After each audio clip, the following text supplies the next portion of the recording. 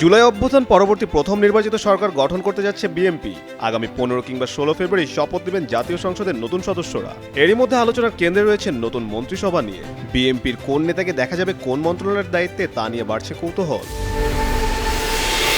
শনিবার এমন তথ্য দিয়ে একটি প্রতিবেদন প্রকাশ করে দৈনিক বিজনেস স্ট্যান্ডার্ড পত্রিকা।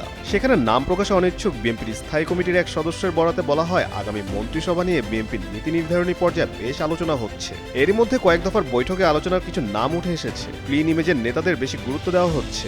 দলের চেয়ারম্যান তারেক রহমানের নেতৃত্বে 2-1 দিনের মধ্যেই সিদ্ধান্ত জানানো হবে বলেও জানান তিনি।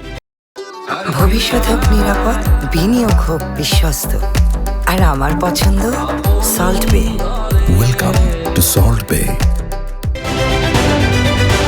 বিএনপির সূত্র বলছে, সর্বোচ্চ আসনের সংসদ সদস্য থাকায় সরকারি দল হবে বিএনপি, আর সরকার প্রধান হিসেবে দায়িত্ব নেবেন দলের চেয়ারম্যান তারেক রহমান। এছাড়া আগামী রাষ্ট্রপতি হওয়ার দৌড়ে দেখা যেতে পারে বিএনপির মহাসচিব মির্জা ফখরুল ইসলাম আলমগীরকে। এছাড়া ডাক ও টেলিযোগাযোগ বিভাগ মন্ত্রণালয়ের দায়িত্ব নিতে পারেন মির্জা আব্বাস। স্থানীয় সরকার মন্ত্রী হিসেবে দেখা যেতে পারে সালাউদ্দিন আহমেদকে। এছাড়া 2001 সালে বিএনপি সরকারে বাণিজ্য মন্ত্রী ছিলেন আমির খসরু মাহমুদ চৌধুরী। এবারও বাণিজ্য মন্ত্রণালয়ের দায়িত্বে দেখা যেতে পারে তাকে। আর শিক্ষা মন্ত্রণালয়ের দায়িত্বে দেখা যেতে পারে এএনএম এহসানুল হক মিলনকে।